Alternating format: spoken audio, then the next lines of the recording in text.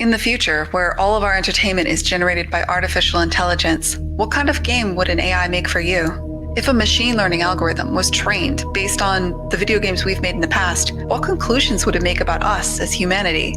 And do you have what it takes to be a game tester in such a universe? Hello, my name is Gwen Frey, and you are watching a video from the London Game Festival's official selection. Today we're going to be showing Lab Rat. So let's get started.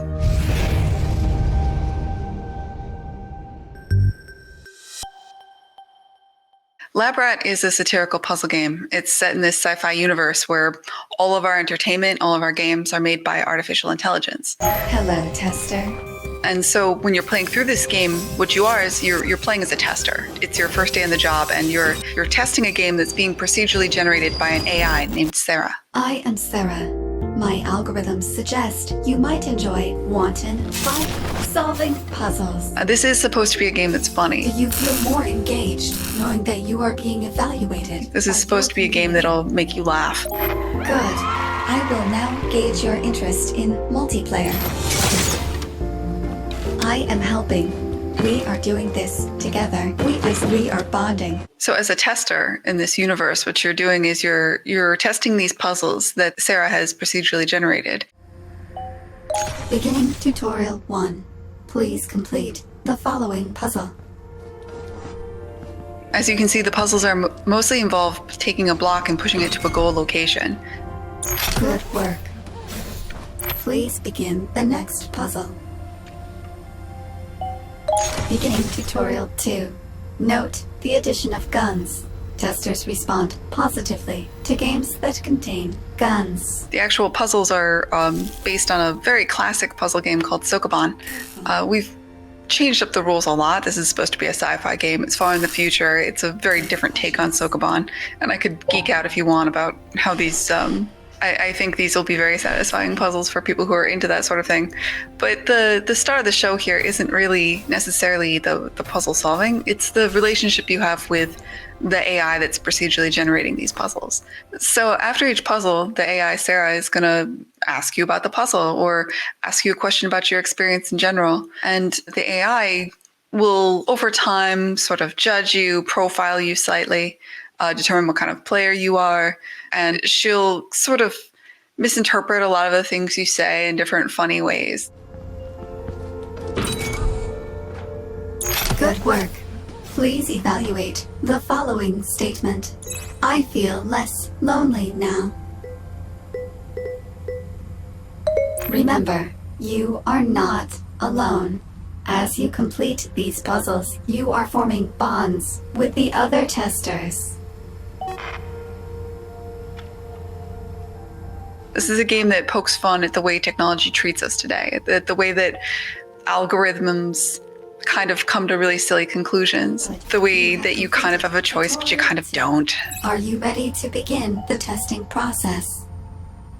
Correct. You are not ready to begin the testing process. Your ability to accurately assess your limitations has been noted. And it's the way that she is kind of in control here, the way that she picks you up like a rag doll, the way that you're treated by technology.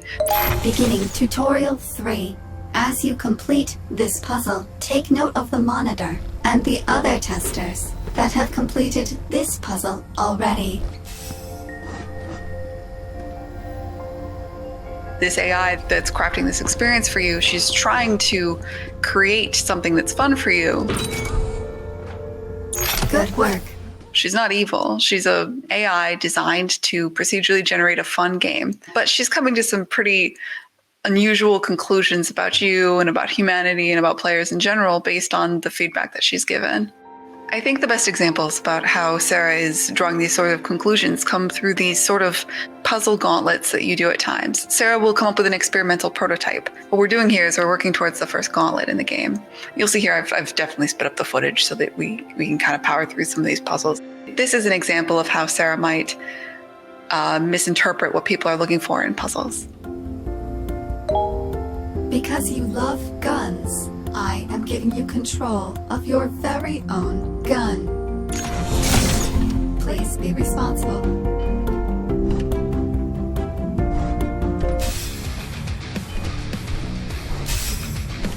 Sarah's come to the conclusion over the course of a couple of responses you've given that you are very into guns. And of course you're into guns.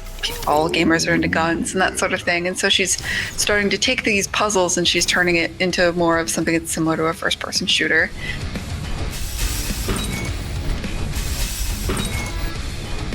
There's a couple of gauntlets like that throughout the game. As you progress through the game, there's more and more gauntlets like that, actually. This first area is mostly getting you familiar with the introductory mechanics, getting you familiar with some of the basic stuff for puzzle solving, so that later on, when things get a little bit nuttier, you have a foundation of skills built up.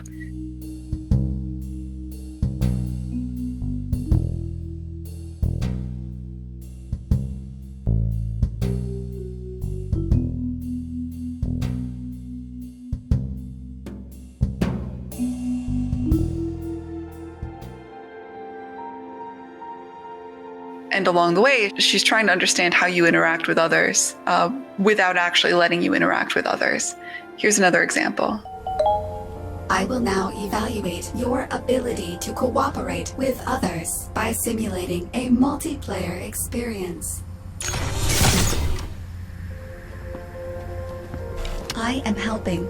We are doing this together. This is helpful. We are having fun.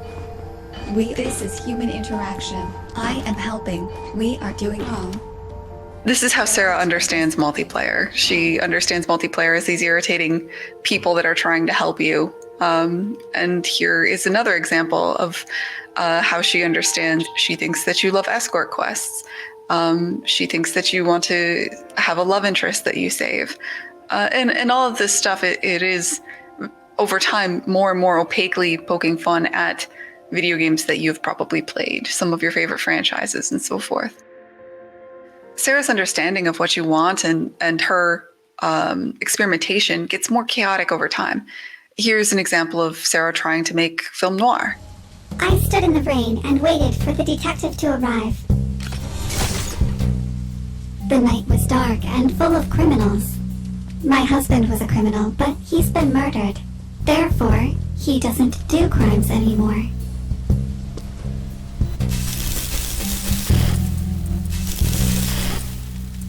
So this is a whole section of the game where you're a detective.